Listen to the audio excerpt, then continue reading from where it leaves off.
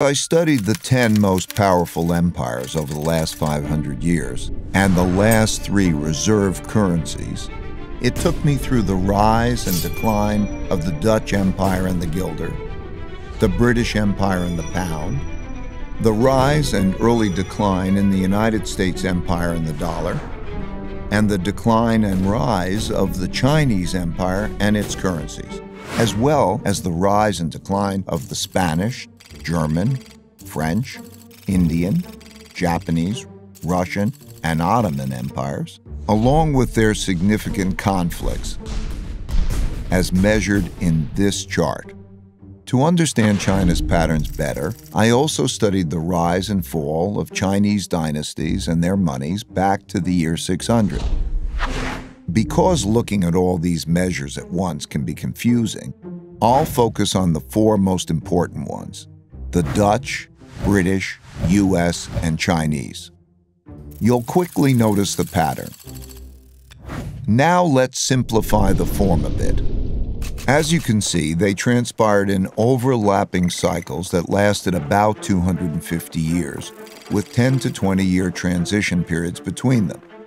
Typically, these transitions have been periods of great conflict because leading powers don't decline without a fight. So how am I measuring an empire's power? In this study, I used 8 metrics. Each country's measure of total power is derived by averaging them together. They are education, inventiveness and technology development, competitiveness in global markets, economic output, share of world trade, military strength, the power of their financial center for capital markets, and the strength of their currency as a reserve currency. Because these powers are measurable, we can see how strong each country is now, was in the past, and whether they're rising or declining. By examining the sequences from many countries, we can see how a typical cycle transpires. And because the wiggles can be confusing, we can simplify it a bit to focus on the pattern of cause-effect relationships that drive the rise and decline of a typical empire. As you can see, better education typically leads to increased innovation and technology development, and with a lag, the establishment of the currency as a reserve currency. You can also see that these forces then declined in a similar order, reinforcing each other's decline. Let's now look at the typical sequence of events going on inside a country that produces these rises and declines. In a nutshell, the big cycle typically begins after a major conflict, often a war, establishes the new leading power and the new world order. Because no one wants to challenge this power, a period of peace and prosperity typically follows. As people get used to this peace and prosperity, they increasingly bet on it continuing.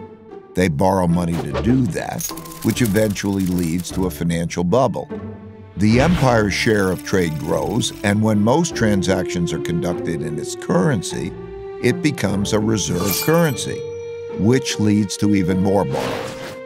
At the same time, this increased prosperity distributes wealth unevenly, so the wealth gap typically grows between the rich haves and the poor have-nots. Eventually, the financial bubble bursts, which leads to the printing of money and increased internal conflict between the rich and the poor, which leads to some form of revolution to redistribute wealth. This can happen peacefully or as a civil war. While the empire struggles with this internal conflict, its power diminishes relative to external rival powers on the rise. When a new rising power gets strong enough to compete with the dominant power that is having domestic breakdowns, external conflicts, most typically wars, take place. Out of these internal and external wars come new winners and losers. Then the winners get together to create the new world order, and the cycle begins again.